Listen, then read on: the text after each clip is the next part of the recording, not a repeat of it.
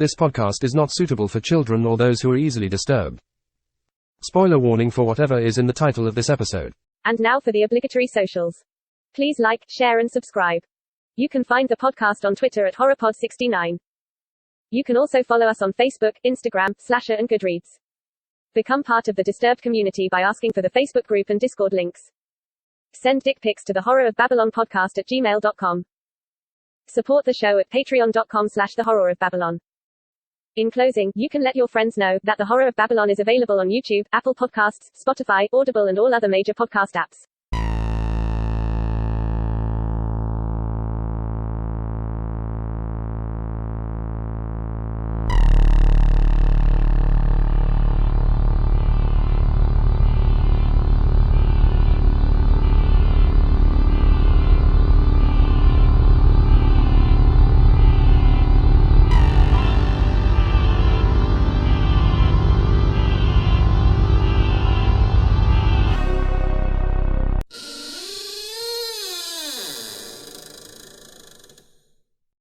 Welcome to episode 72 of The Horror of Babylon, where we are discussing the original theatrical Ring movie from 1998 and the Ring manga by Misao Inagaki. I'm Ryan, and with me as always is Daniel. Say hello, Daniel. Hello, Daniel. And thank you to our patrons, Abigail the First, Breaker of Chains, Mother of Dragons, and Logan, the Full Metal Patron. Sound like you're in a well. Yes. I will not fish you out of that well.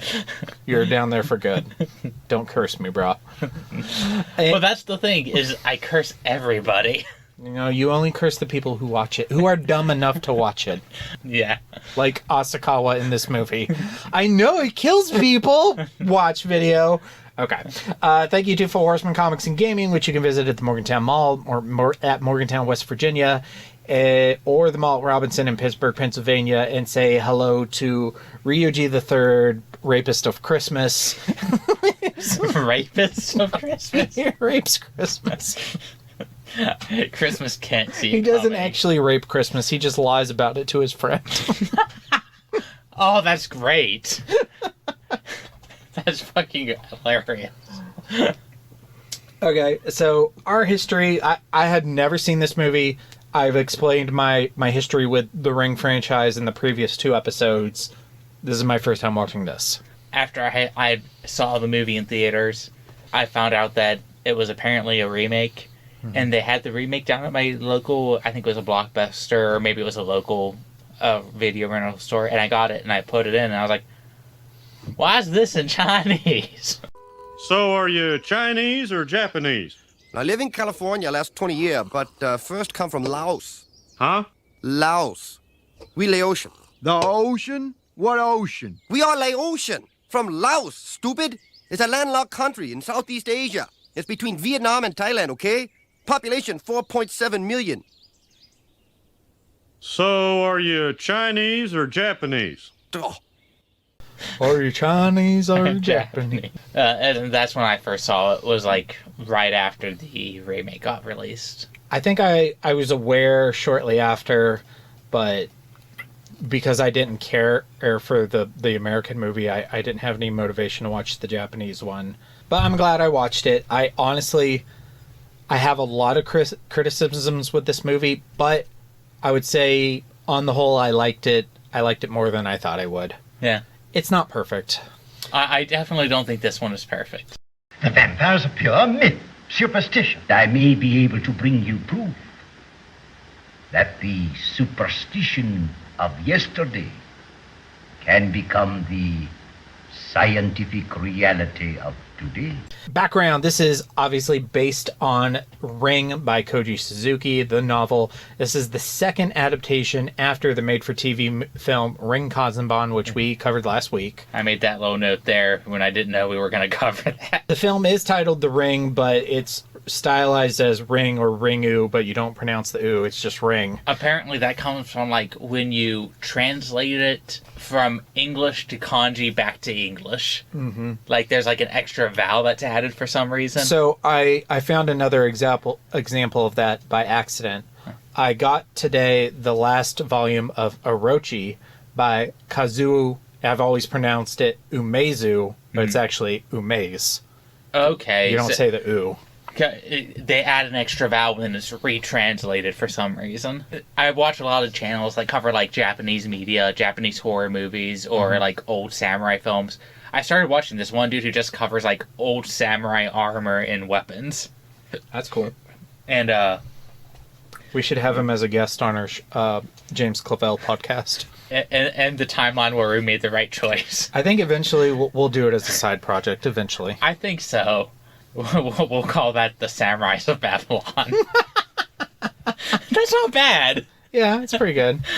We'll even have the same person make the logo. I contacted them asking them to make a card, our card as a bookmark, and they never replied to me, which was super sad. That is super sad because I'd be willing to pay them. They do good work. I can try again at some point.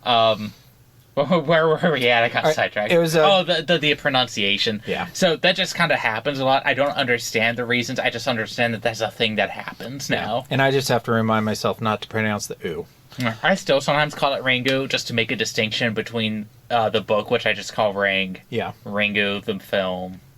It is difficult to distinguish between all of these things because they're so similarly titled. Yeah. And even, like, you can't always use the year because this movie and the manga we're discussing are both released in 1998. And they're based off of the same script. Yeah. So this movie was directed by Hideo Nakata, also directed Curse of Death and Spirit, Ring 2, the sequel that was produced in 1999, the American sequel to Ring 2 from 2005, and Sadako from 2019, and L Changed the World. I never saw that. I did not see L Change the World, and I actually haven't seen Sadako 2019. I'm shocked you have not seen that. There's not an English release. The screenplay was written by Hiroshi Takahashi, known for Sodomu no Ichi, which I haven't seen, Ring, and Occult Bolshevism, which I'm a fan of both of those words. So I might check that out. Like, I think one of my favorite things about this podcast is learning about people's careers. Yeah, no, I was actually thinking like what my favorite section was. I think background is my favorite section, even though it has the least amount of discussion. I like learning about a lot of this stuff. Yeah. So as you just said, screenwriter Hiroshi Takahashi and director Hideo Nakata collaborated to make this. Takahashi wrote the script. Nakata made a movie. Inagaki made a manga. We'll talk both. And he wrote that script after reading the novel and watching the Fuji TV 1995 film version, which we discussed last week. Yep, which we loved. All three of these so far I have liked more than I didn't think I would like the book. I love the book. I honestly thought you would like the book just based off of knowing stuff that you enjoy in novels. And then I was surprised by Rin Kanzenban. And then this one, I have more issues with this one than the other two, but I still enjoyed it. Yeah. Production company was Ringu Raizen Production Committee. It was distributed by Toho, which you know by the Godzilla movies. At a budget of almost $2 million, which is more than I would have guessed, but it had a take of almost 20. Yeah. Which is really good. That's not bad.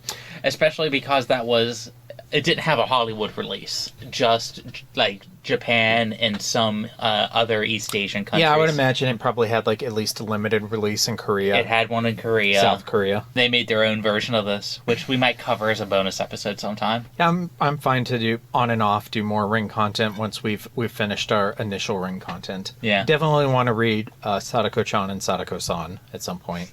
And the birthday manga, for sure.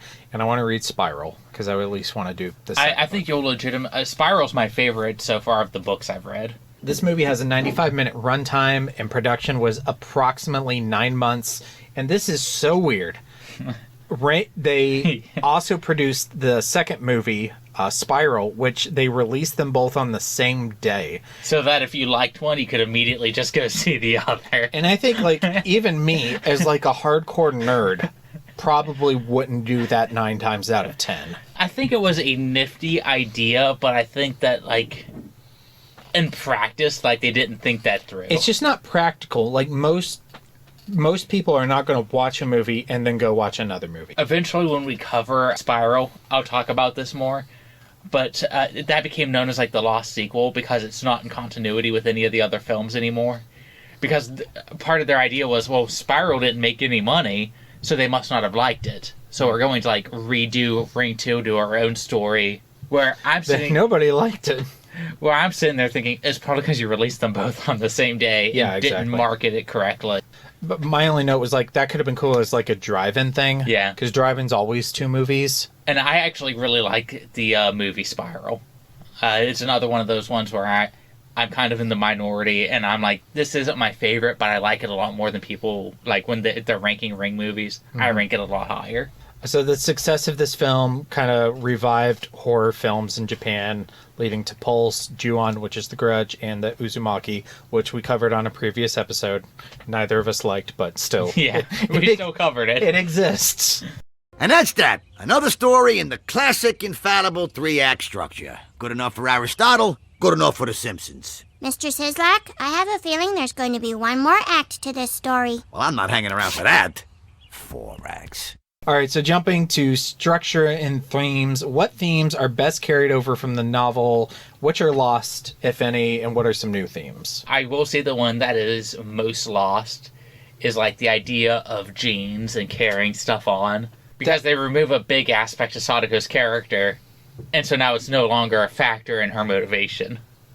They're also less explicit about her psychic powers. Like, it's explicitly explained that she can use, like, psychic photography, and that's how she creates the tape. Yeah, where it's a lot more vague, and honestly, a lot of the ideas from the book are made purposely vague in this movie, probably just to appeal to your typical movie-going audience. And a lot of those things wouldn't be a complaint to somebody who hasn't read the book. I made this note, not on here, but like in my personal notes, that in Japanese novels, a lot of times there's this tendency to lean towards like the pseudoscientific, like in the novel, it's her will combining with the smallpox virus, and both of them want to continue living, so they have a child together, Yeah, and it's the virus.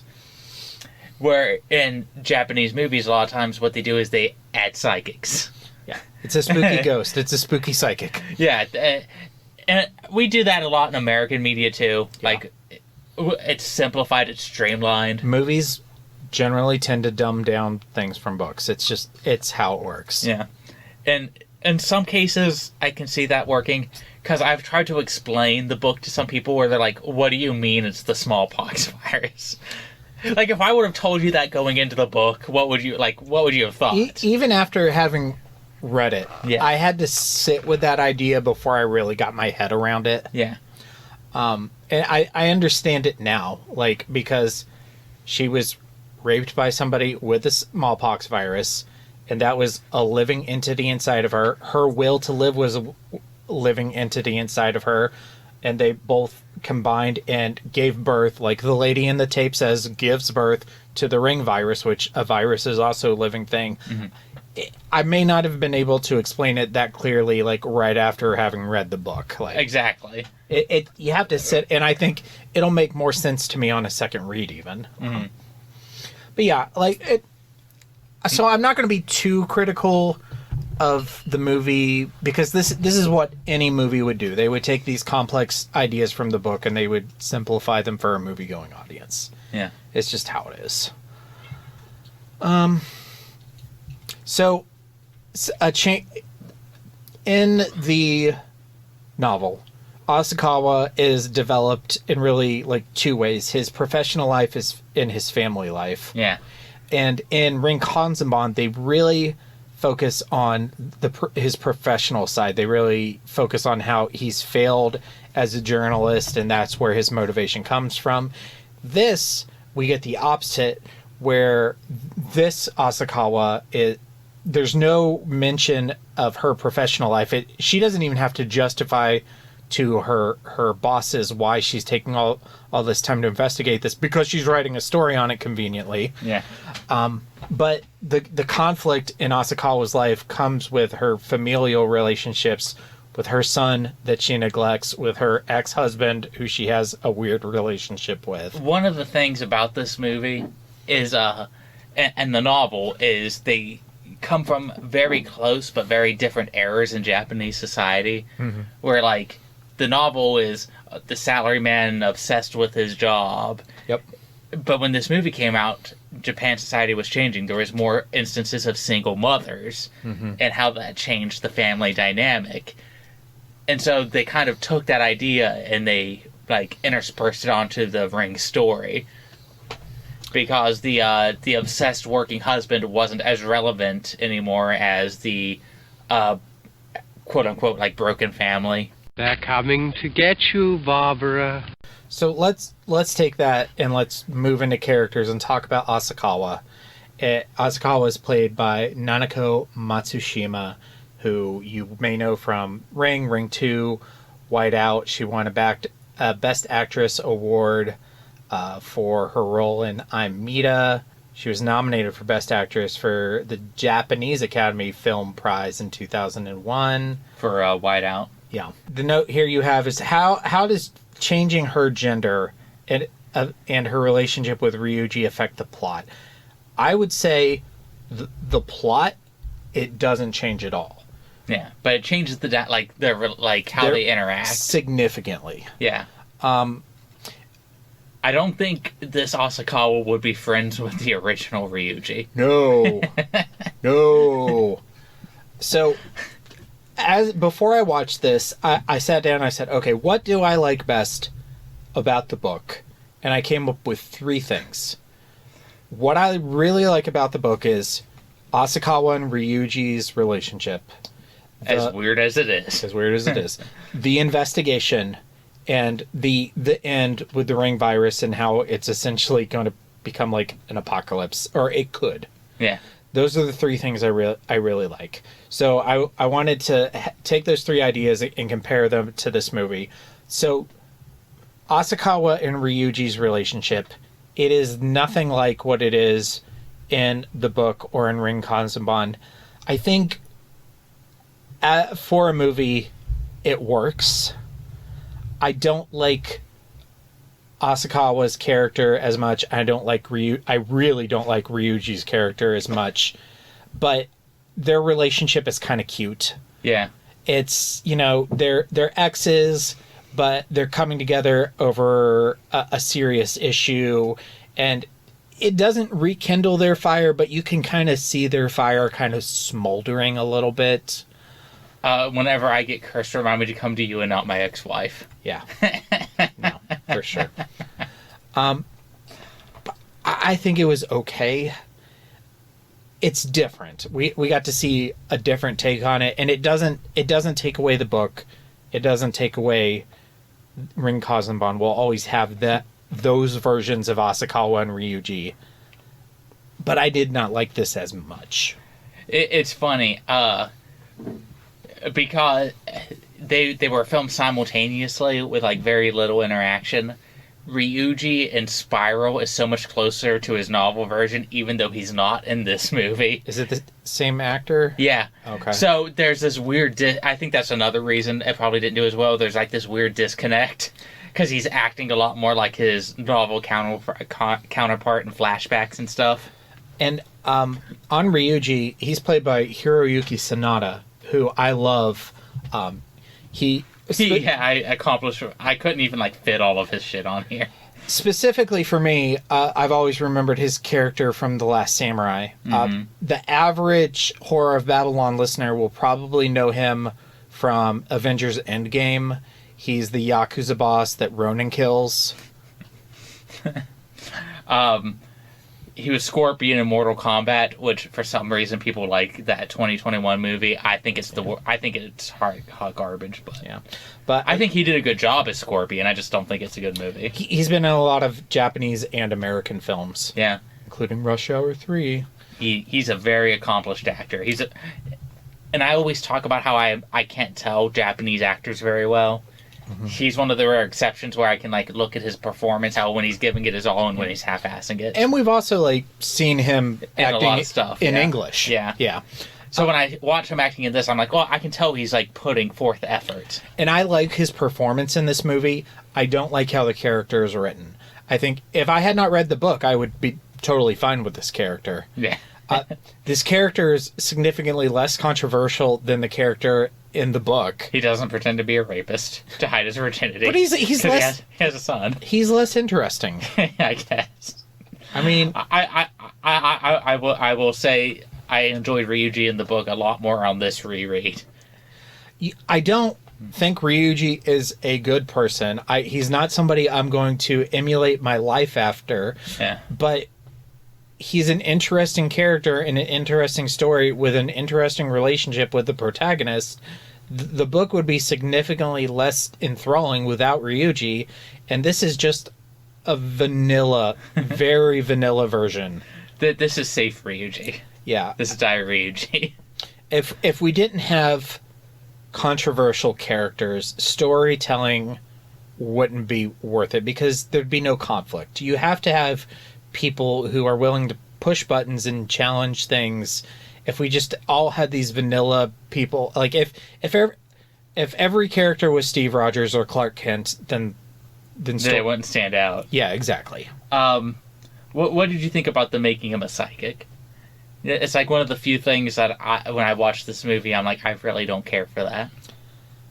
I was kind of indifferent. I think the idea was to like try to make him relate to Sadako. Yeah. But it just doesn't work for me. It seemed almost random. So it's hard for me to be neutral because he specifically what he has is psychometry. Yeah. Where he can touch something or someone and get memories. Mm-hmm. And currently we're reading Pet Sematary. Before reading Pet Sematary, the book I read was the bridge novel between Jedi Fallen Order and Jedi Survivor. The main character of those games is Cal Kestis, who is a Jedi with psychometry. Yeah. And so I read that whole book, and now I'm starting to watch the gameplay cutscenes of of Jedi Survivor, mm-hmm. which heavily involves psychometry. So when it came up in this movie, I'm like, oh, I know what that's is. Psychometry. And also, one of my favorite characters from Star Wars: The Clone Wars, Quinlan Vos, also has psychometry. I think something that they didn't play up enough, which is played up a little bit more in the American remake, but still not as much as it needs to be. And you know how you said he's not controversial, mm-hmm. is he's supposed to be an absentee father who kind of only comes back in because his ex-wife might be dying. And that is bad, but it's not nearly as bad as him in the book. But I do think if they would have played that up a little bit more, like, I literally don't show up mm-hmm. to see my kid at all. It's also an everyday kind of bad thing. Yeah. Whereas it's a lot more I run into absentee fathers in my everyday life, and it pisses me off. But I was literally shocked. Like, my jaw hit the ground. I really wish I could have been around for your reunion. I'm reading this book, and he's like, yeah, I did it again. You did what? I was like, oh my god, this is so bad. But now I want to keep reading. I want to know what happens because of this. And it turns out he's just a liar. Which is the icing on the cake. I honestly think that's the best part about it. I was mad initially, but in reflect, it is the best part. It kind of makes sense. It's like the college edgelord. Like, mm-hmm. oh yeah, I banged this chick. It makes you want to go back and reread the book and take everything Ryuji says apart. Say, yeah, it's like, is that true? Yeah. Is that true? That's what I'm saying. He's an interesting character because of that controversy. This character is not. Despite him being dead, you get so much of him in the second and third novel. Good. Good. Okay, so not my Ryuji. Not your Ryuji. Not my Ryuji. He's still a professor. And an ex-medical student. He still has, his whatever relationship with Mai Takano. There is a scene that people talk about in this a lot with Mai that comes up in both of the sequels where, like, Asakawa wrote a note on the board, mm-hmm. and Mai, after they both leave, it shows her and she goes up and erases exactly what Asakawa wrote just to be spiteful. I barely noticed that. Yeah, that's subtle storytelling that I like. Mm-hmm. I know this character is important in future stories, but like she comes up so much. But she's barely a character in any adaptation of this story, so yeah. I'm sure once I experience those future stories, I will appreciate her more in these. But right now, my Takano is like the least important thing. She's a deuteragonist in Spiral. Cool. And in Ring 2, the remake sequel. So Takashi Yamamura, he just happens to have the name of the is played by Yoichi Inumata, who has the same name as Asakawa's son. I'm sorry, we don't know Japanese names very well. You don't. I don't really have anything to say on him, but the kid is adorable. And all I want to do is protect that kid, and I'm so mad at her for never going home to him. Like, he's used to it. I think we're supposed to, like, Asakawa's the new Ryuji, where we get to hate her a little bit. And it also goes back to the book a little bit, because in the book, he's kind of a questionable parent. Yeah. And now she is too. Granted, she is a single mom, and she's working and supporting him, but she also, it kind of gives you the impression that even before the ring and curse, she's leaving him alone a lot when maybe she didn't have to. Yeah. The kid constantly looks unhappy. He like never smiles in this, except for when he's fishing with his grandpa. Yeah. Hey, this is the one time I get to do something. Yeah, exactly. You just talk about Sadako. Sadako is like my number one waifu. I am in love with Sadako. Okay. Both because of her book characterization and her movie characterization. I kind of mixed them all together. I composite Sadako. Have you ever read a book and pictured a character in your head one way and then watched the movie and thought, that is not how I pictured that character? Yes. That's the experience that I had with Sadako in this movie. Because I just pictured her as a girl. In my head, well, I have a harder time with that because I did this all in reverse order. I saw the remake and then this movie and then read the book. I sort of did because I saw the American movie first, but I saw that in 2003, literally 20 years ago. So when I was reading the book, it was as if it was my first experience with the franchise. So I just pictured her as a Japanese girl with a secret testicles. Yeah. So when I'm and then balls and then watch Ring Kazenbon, and she's just a girl. She's just a girl. I don't mind her. I mind her little girl appearance, like having the hair in front of her. That was what really killed me. I think that was just to make her more #mysterious. It worked better when she was older and taller, like when she's crawling out of the well. But what really set me off was the flashback scene and her running across the stage with all that hair in front of her face. I legitimately thought it was a black cousin It running across the stage. I don't mind the little girl gets me taken aback, and it's one of the reasons I like the American remake more, because they don't like hide her face when she's like living visions of herself. That's good. But here, like, they were. I think the intent was we need to make her mysterious, but it kind of looks goofy now. A girl who can kill people, who can stop people's hearts by with sheer her will. mind. Yeah, it's not mysterious enough. Yeah, that's not bad enough. She has to have super long bangs.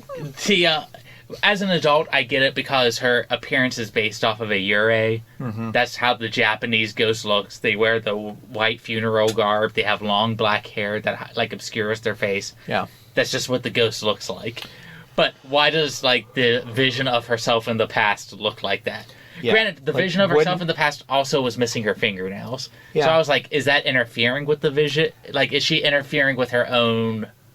I don't know, because he got that visions. He got that vision from her cousin. Yeah, but when she touches Asakawa through the vision, she's missing her fingernails, even though she didn't die as a little girl. Yeah.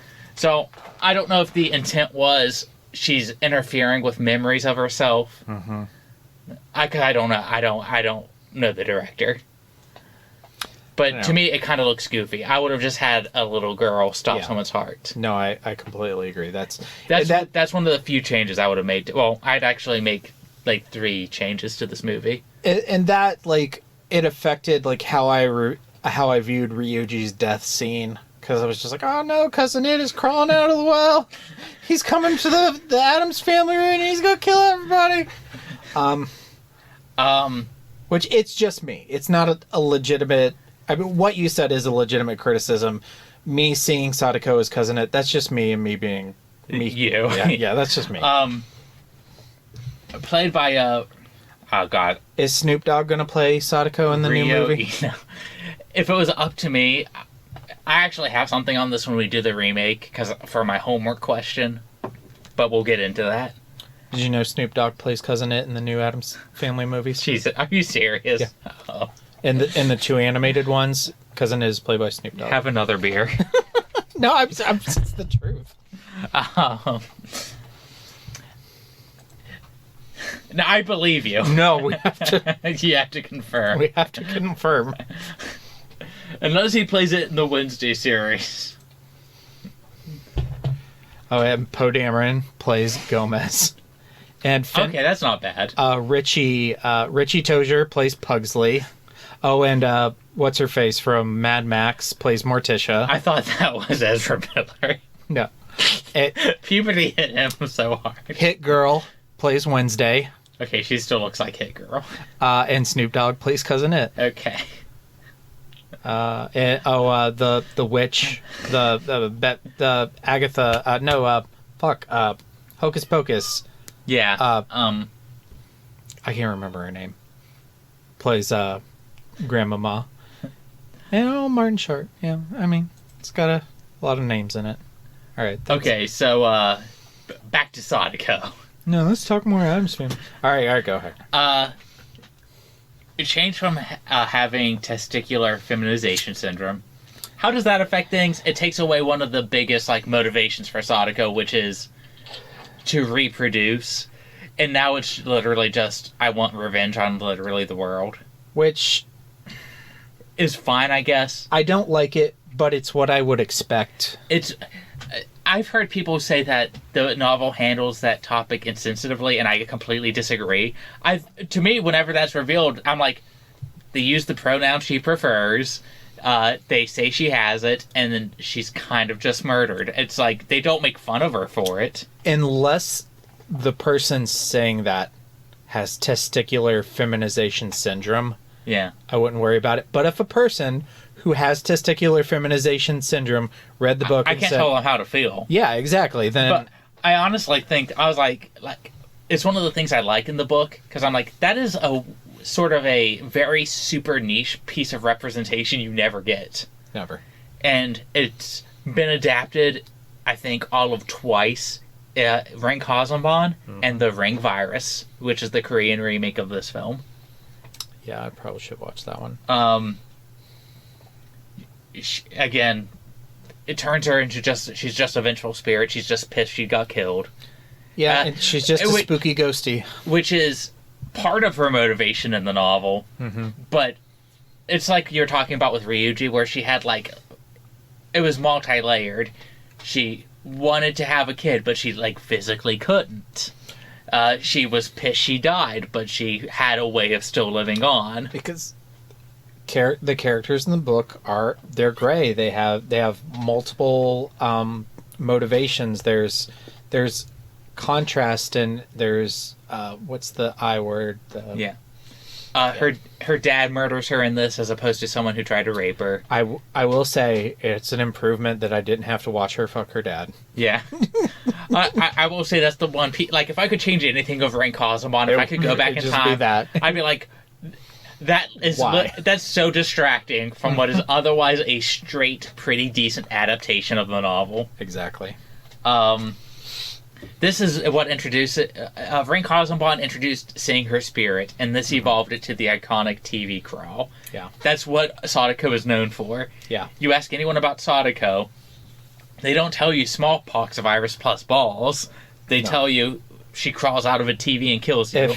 Before we started this project, If you asked me The Ring, I would have said the girl who crawls out of the TV and the tape that kills you 7 days after you watch it. Yeah, that's all I would have said. I do like that it introduced this. I like that it added... The one thing I will... I don't know, it's not a criticism, because I really do like the novel. Mm-hmm. But aside from having a tape that kills you 7 days after, it's kind of lacking like a big, iconic oomph scene. At the time, this was that big... This is Pennywise's true form, the spider. This is the big reveal. It's her crawling out of the TV. You're right. But I do think you have to take the medium into fact, because that is a little less important in a novel as opposed to a movie. Yeah. And this is a visual medium, and honestly, I still think it looked pretty decent. No, I would say that the production of this movie is one of its strengths. I do have like a criticism when it comes to this film, and in Ring Kazumban, it was the weird like speed up scenes. In this, it's the weird film filters when people die. Yeah. I was like, honestly, them just screaming at the camera would have been way more effective to me. Yeah. But I don't know what filmmaking conventions were at the time in 90s Japan. No idea. Like, my experience with this is all working backwards from a remake I really loved. Kill you all! I'll drive you crazy, and I'll kill you all! I'm every nightmare you ever had. I am your worst dream come true. I'm everything you ever were afraid of. Okay, so scary shit. Was this movie scary? I think it might have been scary at the time. Generally, no. But there were two things that raised my cockles a little bit. What raised your cockles? The tape raised my cockles, but it was too short. It should have been longer. If I had to rank because I do want to do like the ranking thing we're doing for Stephen King, but I want to do it for the Ring movies. Mm-hmm. And one of the things is going to be the taped videos, because there's a lot of different ones. Yep. I honestly think Kazumban's is the best so far. The old lady in that one is legitimately scary.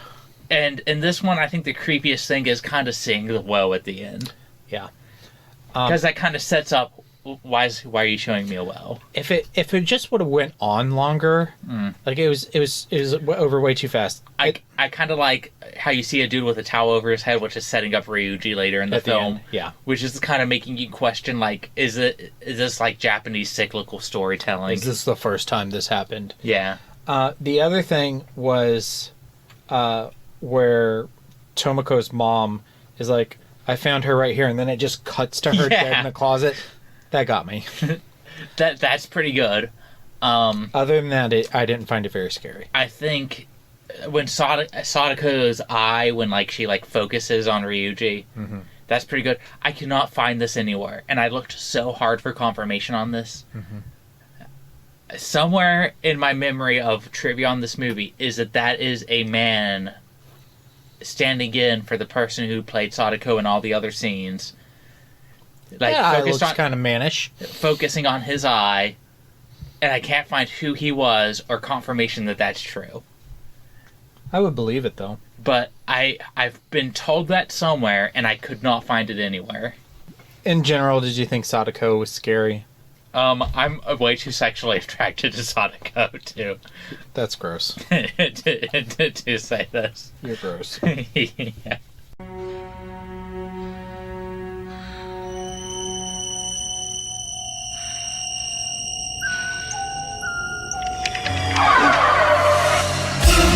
Kiss me, fat boy. All right, Kiss Me, Fat Boy, Sadako Smasher Pass. She's a child pass. She's 19. That's a child. She's the same age of like 4 of the last women I dated. In my book, 19 is a child. I did raise my age dating to like 23. Oh. Well, that's just barely, not a child. I decided that if they can't buy their own beer, I shouldn't date them. Yeah. That's good. Yeah. That's good. When I was getting back at my ex-wife and trying to prove something to myself that was different, now I just kind of feel weird. And I'll give you a pass as well. Mainly because Hef can't be here every week. No, I'm kidding. I'm kidding. That's funny. No, I love Hef, but I don't think he and I could carry a horror podcast the same way that you and I do. I think Hef and I could do an anime podcast. You guys could do a good anime podcast. I think the three of us would do a great Shogun-y podcast. Mm-hmm. Though I don't know if he'd like Shogun. He doesn't like the intrigue, like God, that's my favorite part of this novel. It's like I'm like, samurai fights. Get back to like the backstabbing. And there's actually not like a ton of fights in those books. There's like 2 or 3, and they're fine. It's like in Taipan, they build up to the big fights. Yeah, I just ordered Gaijin because I decided I'm going to read it physically, and I'm like, when's it going to get here? When's it going to get here? Well, I already have it, so just let me know and we'll do it together. The power of Christ compels you! The power of Christ compels you! The curses and superstitions are still present, but streamlined. Yeah, I mean, in fact, they have Asakawa already investigating the superstition about the tape, which implies that the tape already existed. So I've been wondering like where to bring this up, so I guess I will here. I don't like that there's already rumors about the tape going around which is something I think is improved in the remake, because that isn't a thing. I understand like why they did it like as a movie, but it's so concisely explained how the tape is created in the novel. Well, yeah, it is kind of a thing in the remake, but it's not like as big of a thing. It all came from the people who watched it. They're the ones who spread it. And that's the thing. It like never like where did all these people like if it just happened? Like Asakawa is literally talking to someone who's completely disconnected from the group of friends. Where in the remake, the people who heard the rumor all heard it from the group of friends who all went to the cabin together. And that makes sense. But this movie makes it seem like an urban legend that's been around for years. Yeah. And another thing I didn't like about this movie was something they added for this, which was the phone call element, where you get a phone call after you watch the tape. That happened in the novel. I don't remember that. Yeah, Asakawa she got a phone call, but that's not like a part of the thing, is it? It was only a thing in the cabin, which was supposed to indicate that's where Sadako was. Okay. And Ryuji even mentions in this film, and he doesn't bring this up in the novel, but he brings it up in the film, that I didn't get a phone call. Okay. But what I guess what I didn't like is that they made it like a part of the process. Yeah. That made it that first like 20 minutes I felt like I was watching like a Japanese urban legend movie. Or they did really like lean into the urban legends elements of this, which I didn't like, because the situation happens on a very short timeline. Like, that kid leaves the tape there and it gets recorded. Then the 4 teenagers come, they die, Asakawa gets involved. And the whole first part of this movie is so confusing. It's like, wait, has this been going on for years? Like, what's going on? I don't understand this. I honestly wouldn't mind a movie that like had that as an element. It's already been happening for years. Yeah. But you'd have to play into that. Yeah. And this... Which is my idea for a reboot. This just confuses the two, which I didn't like. You're right. He, Asakawa, does get a phone call in the book. That is true. Which is supposed to be a hint that Sadako's literally right underneath. But that's all there is. Like this in this movie, it's just like you watch the tape and then you get a phone call. Yeah. And that is something that's played up in the remake that I don't like. It's one of my big criticisms of the remake is that they make a lot of things more explicit for the dumb American audience. Yeah, which I'm trying to go into that one open-minded. I think that will probably hurt it for me. I think the strengths of that movie are things like the cinematography, the acting, and this is superficial, but the budget helps a lot. It helps. Yeah. Like, I don't know how to tell people. I'm like, sometimes when things look better, they just look better. It's a visual medium. I mean, they do. Yeah. I mean, a large portion of the audience is just never going to watch Ring Kazanban because it just looks... It looks like it's shot on VHS. Yeah, it's so bad because it was. Yeah. I wish I was a billionaire so I could buy the distribution rights. Yeah. Oh my God, are you Stephen King? No, I'm Dean Koontz. Oh.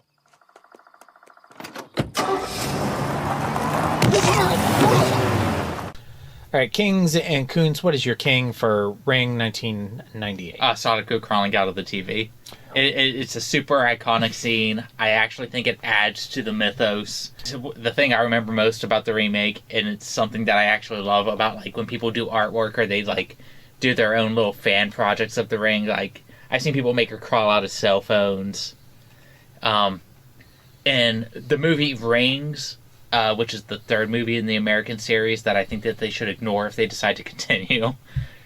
A person who's cursed is on an airplane, and she crawls out of the airplane, like...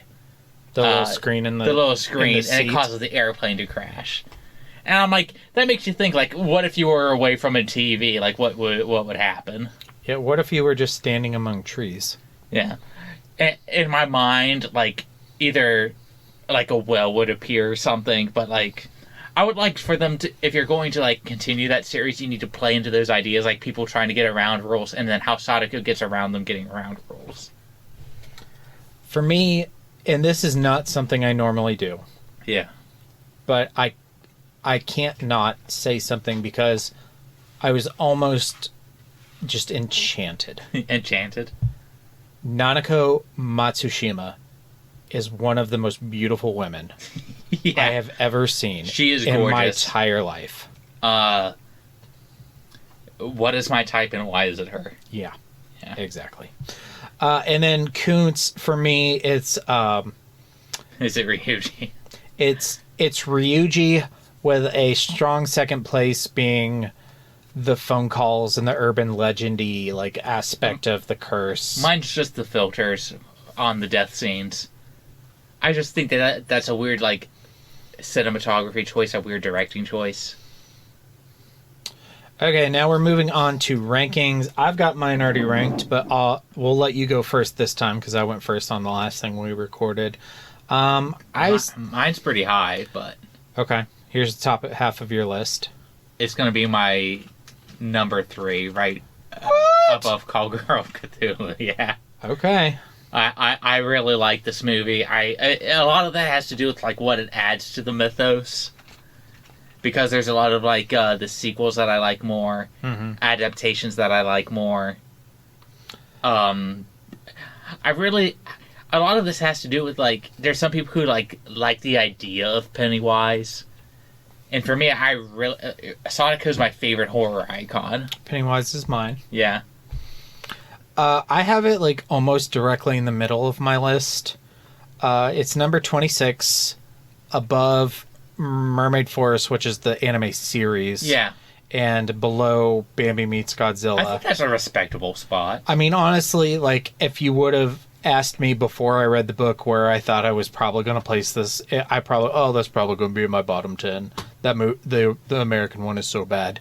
But as I've said, all three of the things, and the manga too, which we're about to discuss, like I'm continually surprised by how much I'm enjoying, because I think at its core, it's just a pretty solid story. Mm-hmm. The ultimate test will be the American remake, and I'm going to try as hard as I can to go in there open-minded. Try super hard. But I was. And I'll sneak in the Korean remake at some point. In my high school, I was the antagonist of that movie. Everybody was like, "Oh, it's so scary! It's the scariest movie ever. Go see this, man!" No, it's stupid. You know what's weird is I had the opposite experience where everyone I knew hated the movie, and I was like, "This is the scariest thing I've ever seen." I guess we should have switched high schools. Yeah. Okay. I think a lot of that had to do with this was one of the first instances that I had seen where like the bad guy so definitively wins. Never saw Empire Strikes Back, huh? I'm like horror movie wise. Okay. I mean, like even at the end of all the Nightmares on Elm Street or Friday the 13th, they find a way to beat the bad guy at least for a little bit. Yeah. And at this, it's like, no, the curse still goes on. You just have to spread it. I guess when you say horror movie where bad guy wins, the first thing that pops into mind for me is Pet Sematary. Yeah, no, that is probably the best example of that, which is probably going to be really high on that my movie. list. I guarantee that movie will be in my top 10. If it's not my number 2 or number 3, I'll be surprised. It may not be in my top 5 only because it stresses me out so bad. And that's the reason it is in my top 5, because it's so effective. I don't know if that'll be the same for you when you have a biological child. It stresses me out thinking about my stepkid. It stresses me out thinking about your kids. I'm reading Pet Sematary now. Yeah. I had Drake at the park the other day, and he's riding. They built like a new concrete loop over by the playground. Yep. And he's riding his bike around that. So he's riding a bike? Yeah. Oh my god, my heart skips a beat. You walk by the bike like all the time. I don't know. I don't pay that close attention. Well, it's over by the door. Yeah. So he's between the road where I'm thinking, oh my god, Pet Cemetery. And on the other side of him, inside the loop, is a gazebo, which gazebos have been ruined for me by another Stephen King book, The Dead Zone, which not as bad as what Pet Sematary has done for roads for me, but I can literally every time I see a gazebo, I go back to this scene in The Dead Zone where it's like, no gazebos. Gazebos are bad. Yeah. They're bad. So he's like stuck in between like a gazebo and the road. I'm like, oh my god, we're screwed. We're all gonna die. I feel this. Okay. It's I don't know. Whenever I try, like I've told you about when I try to read Cujo and I can't because I get too sad. Yeah. Which surprises me that I can finish Pet Sematary, but I think that's just a strength to its slow burn. Yeah. I either picture Asher or sometimes I picture your kids, and it makes it impossible for me to finish. We will do Cujo, and I will make you finish it. I think whenever Rattlesnake comes out, that's when we should do it. I think the scariest things are things that combine something that's scary in real life with the supernatural. And marries it perfectly. And Pet Sematary and Cujo are both examples of that. I 100% agree. And they're both very scary. Yeah. But we should talk more. Yeah. I would say the Ring novel almost does that. with like the threat of the kid and the wife almost dying. But it's tied too close to the supernatural thing. Okay, so let's talk about the manga a little bit. So the Ring manga, I'm gonna just pull it out right there. It was published in 1998, along with the movie. It's based on the script written by Hiroshi Takahashi, which is based on the novel written by Koji Suzuki. And I think that this kind of combines a lot of like elements between the novel and the script. Yes. It does. It absolutely does. Now, it was written and the art is done by Misao Inagaki.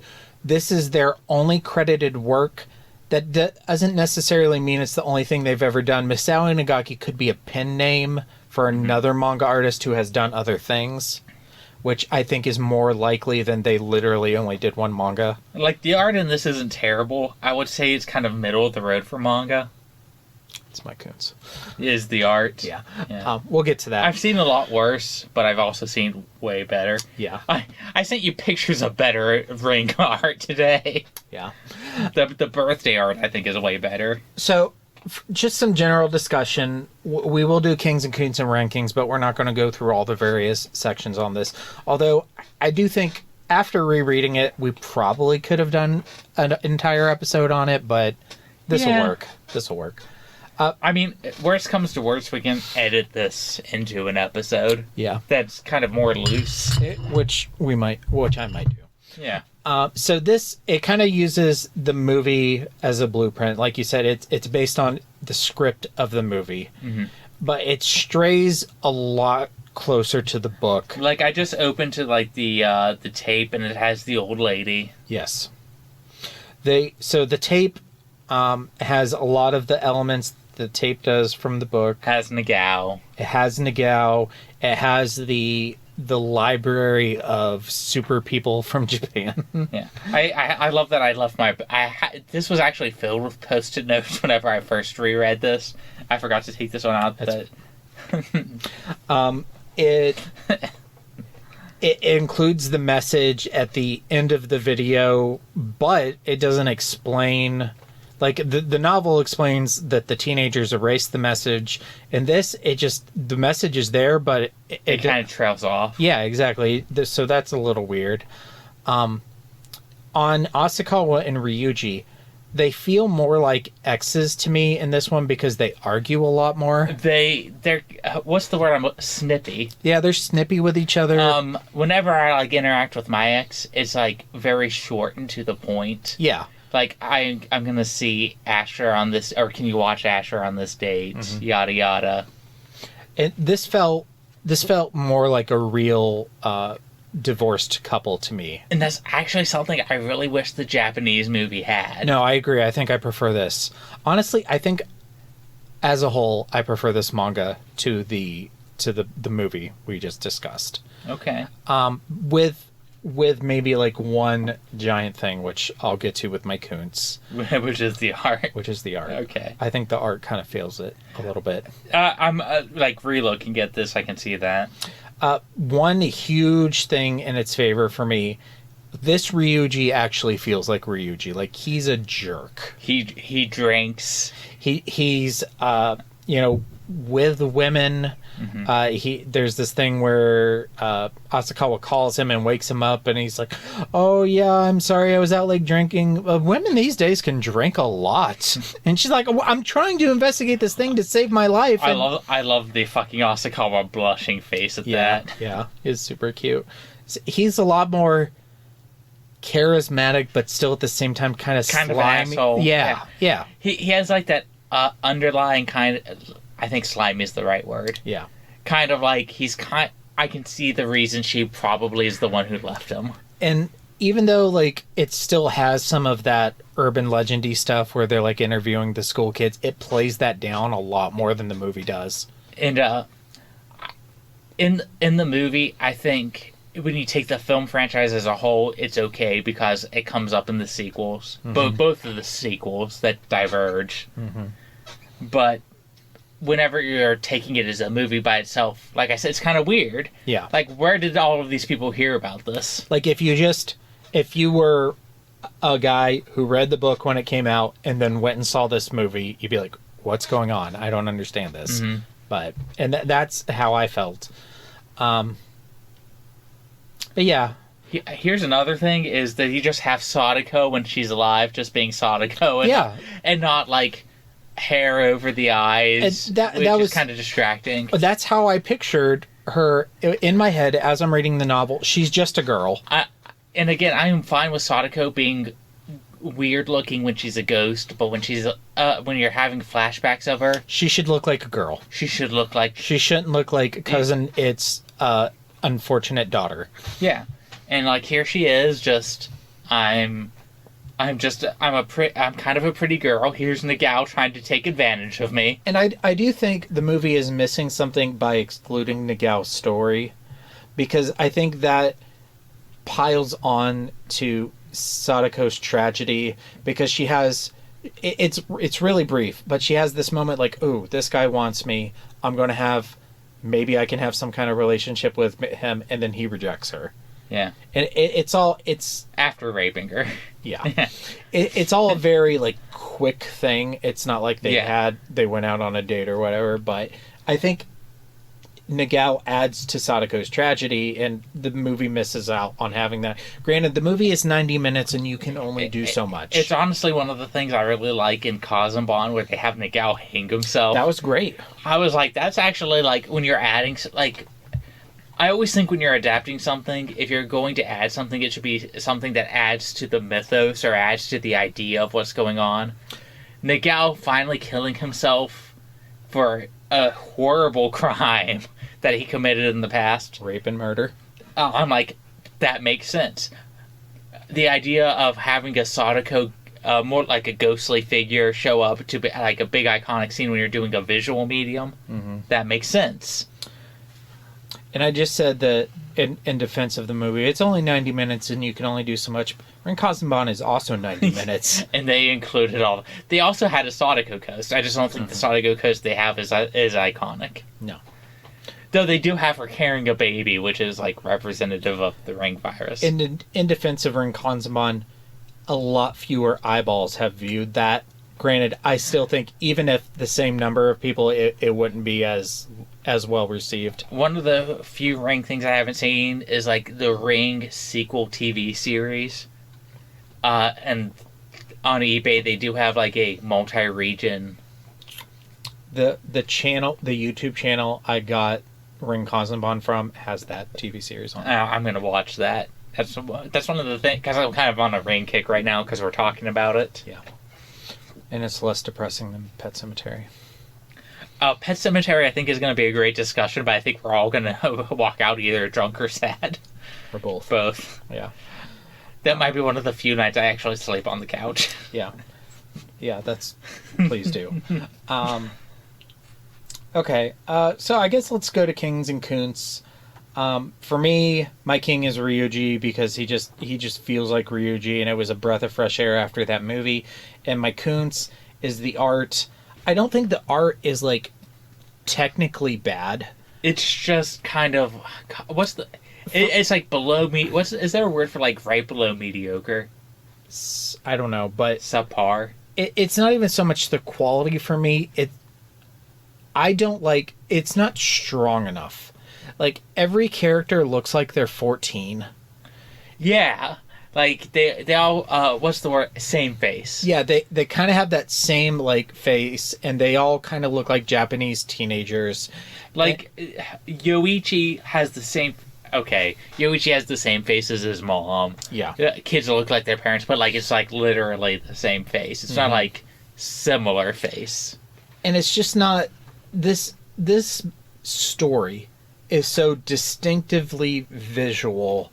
I think they need an artist that was going to take greater chances with the art. I know we bring him up all the time, but Junji Ito should do a Ring adaptation. Yeah, I got a similar vibe from when we read Frankenstein, and I was just like, I just don't think he did enough with it. Yeah. But who did Orichi? Orochi, yeah. Kazuo Ume's. I've only read the first chapter of that. I need to read more of it, but it's fantastic. It's so good. It's so good. Goth is also on my list. Goth is really good also.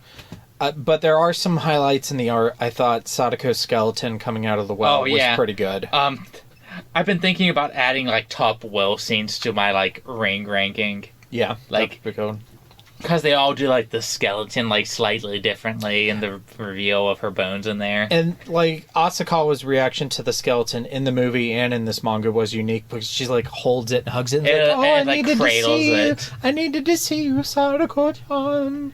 And in the novel, Asakawa does something a little similar, but it's more like, thank God I finally found this in time. Yeah. And the novel, it's more like a mother finally realizing like what a mother's supposed to be doing. Yeah. Or not the novel, the movie. So what's your king and your Koontz? Okay, my king is kind of how it marries the novel and the script for the movie. Yep. Because I think both of those have strengths and weaknesses. Yep. And I think the best Ring adaptation would be something like this, but with better art. Yes. And my Koontz is also going to be the art, because I don't think the art's particularly bad, but it's not what it needs to be for this story. It's not distinctive enough. It's not, I want to say strong enough, but again, it's hard to explain. I'm not an art critic. I'm also not an art critic, but I'm like, again, Sadako is my absolute favorite horror icon. The only thing that comes close is Ghostface, with my bronze medal being Pennywise. She's growing on me. And again, that's only when I composite her. Like, I like that the Ring has like this whole like gene wanting to carry on her genetic memory. And what about it comes up in Birthday? Like, someone's like, oh, well, you know, like nothing happens after you die. That's why you have kids. And Sadako looks at the guy and goes, well, what about people who can't have kids? You jerk. Yeah, like, of course the person talking to her doesn't know. Yeah. And that's one of, like, the big reveals. But there's tragedy in that. And there's that iconic look that this movie gave us with, like, the white dress and the hair and the fingerless nails because she tried to crawl out of the well. Mm-hmm. In the sequel, it's revealed that she was alive in the well for 30 years trying to crawl out. 30 years? Yeah, not the sequel novel, the sequel movie. Okay. What is that fucking Sarlacc she fell in? Yeah, like her rage kept her alive the entire time, and she just continuously tried to crawl out, and that's when she finally gave out. It's not like the Sarlacc where her body dissolved except for her nervous system, which was embedded into the Sarlacc and kept her consciousness alive. And I'm trying to think of, like, what could keep me mad enough for 30 years? All right. I think it's time to rank. I did mine ahead of time. I think I'm still happy with it. Yeah. I put mine... That's a pretty good ranking. I put mine at number 8, which is below The Stand and above Frankenstein. I felt like I had a very similar experience to reading this than I did with Junji Ito's Frankenstein. I put this a little above, but I could see them flipping on I can see that. That's fair. And honestly, I don't think we've read except maybe Master of the Future. I don't think Master of the Future is bad. It's just, it was following up Gotham by Gaslight. Which is excellent. I think mine's going to go in a similar spot. I'm going to put mine right below Gotham by Gaslight. So it is also going right above Frankenstein. It's both of ours number 8, and Frankenstein is both our number 9. Our 8 through 11s are the same. Yeah. I honestly think if this had stronger art, it might be even higher. I think if it had stronger art, I would definitely put it above The Stand. Yeah. Maybe not Mermaid Saga. Mermaid Saga has the strength of being like multiple issues. Mm-hmm. Which, whenever we do more of the novels, I'll give you more of the manga. Yeah, and there are sequels of the manga. Yeah. And some, like, they all vary in quality because they all have... A few of them have the same artist. A lot of them have different ones. Yeah. I got them all when I bought a lot. This is homework for the movie. I think it could apply to either. So yeah. Editing magic. You've been murdered and cursed an object. What object do you curse, and how's the curse broken? I've been murdered. I've been drowned in a toilet. You just keep moving with the toilet thing. I cursed the toilet. The only way to break the curse is to cook a stew in the toilet and eat it from the toilet. And the stew must include meat and cheese. I like that you're keeping with the theme. I was originally going to do a tape and make it a sex tape, but I've decided to kind of break with tradition, and I'm going to go with something that I actually do as a hobby that I get flack on a lot, is I journal. So I die while writing my journal, and you find my journal. You read up until where I was just about to die, and if you don't keep writing, you die in a horrible way that the journal finishes, so you have to keep finding space to write in the journal, so you have to write tinier and tinier to find more space each day. And the twist is the journal is the death note, and you have to sign your name at the end. Dead. Delete. Okay, I like both of those. Yeah. Question for the listeners: what do you do with your last 7 days? And why do you hang out with Book Ryuji? The last item on my bucket list is going to Agigahara. Yeah, I really want to go. That's on my Japan list, which maybe I will be doing in two years from now. Actually, 2 years from like yesterday. Oh. Because Star Wars Celebration is in Tokyo in 2025. That's what we'll save our Patreon money for. Yeah, we're gonna need a lot more patrons. Donate to our Patreon so we can go to Star Wars. Yeah. All right. So for further reading, what did you have written down for further reading? If you like the novels, or if you like the stories in general, Koji Suzuki's works are all kind of similar. Yep. It's like if you like it, read a Stephen King book. Yeah. If you like the spooky long-haired Japanese ghost girl, Ju-on really leans into that also. Mm-hmm. If you like the novel, or if you like the idea of like weird kind of mixing supernatural and scientific explanation, Parasite Eve by Hideaki Sina is fantastic. If you really like the Ring manga, check out stuff by Kazuo Umezu, specifically The Drifting Classroom, and So I really need to like read all of that. it's really good. And Orochi is also good. I need to diversify my horror manga outside of Junji Ito. Yeah. Also, just throwing one out there that's not those two artists. Domu by Katsuhiro Otomo, which we did an episode on. You can find in the backlog. Yeah. All right. So upcoming on the Horror of Babylon, this Thursday, May 11th, we are doing our next Blobathon episode. It's episode 2 with Beware the Blob, which is, it's just so good. It's just a great movie. It's my new number 1. It's so good. And then that Sunday we are doing The Ring, the American remake, Daniel's favorite horror movie, and then we will have done both of our favorite horror movies. Mine is It 1990, even though it's a miniseries. Yeah. And yours is The Ring, so we will have done both of ours. We'll have to figure out what Hef's is and do that. Yeah. And maybe Carrie. Yeah, sure. She did. I know she wanted us to do Needful Things at some point. I think after she finishes nursing school, we can get her on here more often. We'll leave her alone for now. Yeah. She has 60 days left. Awesome. I need to request her graduation off. Then the next, we'll be releasing a Treehouse of Horror episode on a Tuesday, May 16th. We're going to do Dead Ringer, which is the Ring episode, which I've never seen. I'm so excited. I'm not going to watch it until I sit down and watch it with Daniel.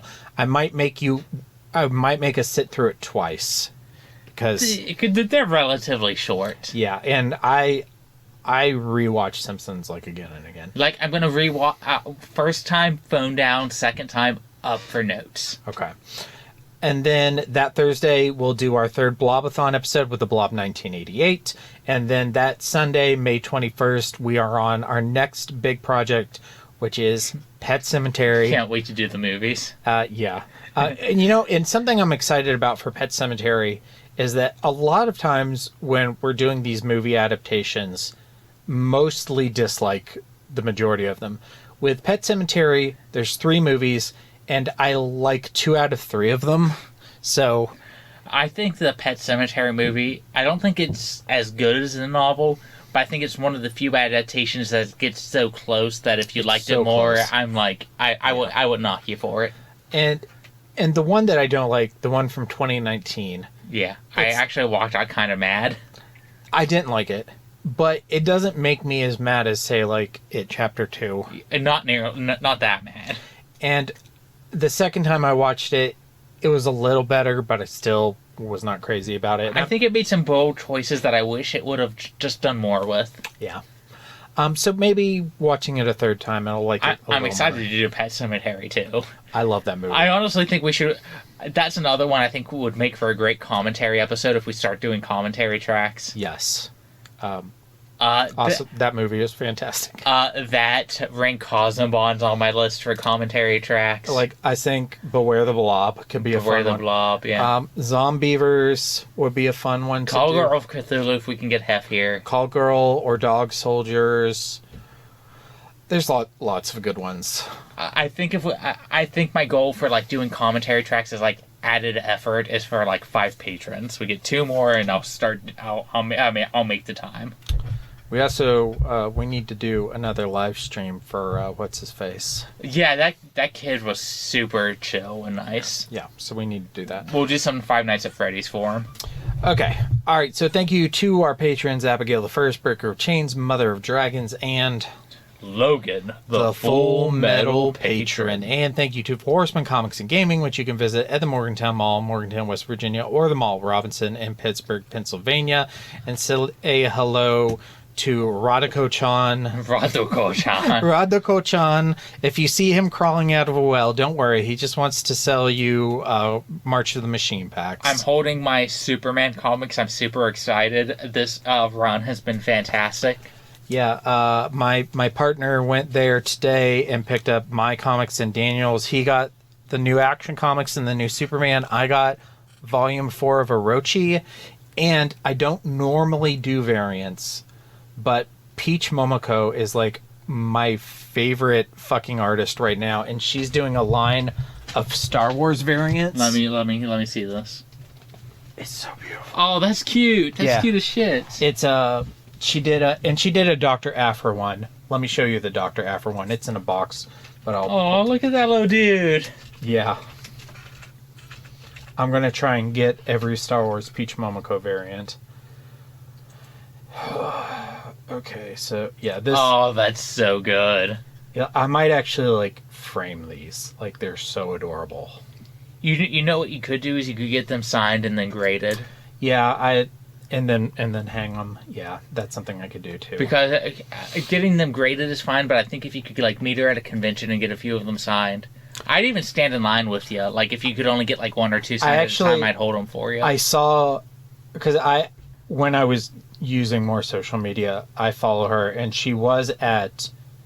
Actually, I'm not sure that she uses she, so if not, I apologize. But she was at New York Comic Con, and I was like tempted for half. That's a minute. pretty. That's not too far. It's not too far, but I don't know, a future thing. Yeah, sure. we'll add that to the list. Okay, so yeah, that's it. Peach Momoko rants aside, she's great. And that's it. So yes, thank you for watching The Ring and reading The Ring, and I'll meet you back here next week. Actually, next week we're not doing it. Next week we're doing Star Wars and Pet Sematary. Yeah. I'll meet you back here in 2 weeks for The Ring. Yeah, it's one of the reasons why I don't like harp on Ringu too much. Yeah. It helps distinguish it. Stay scary. Stay scary.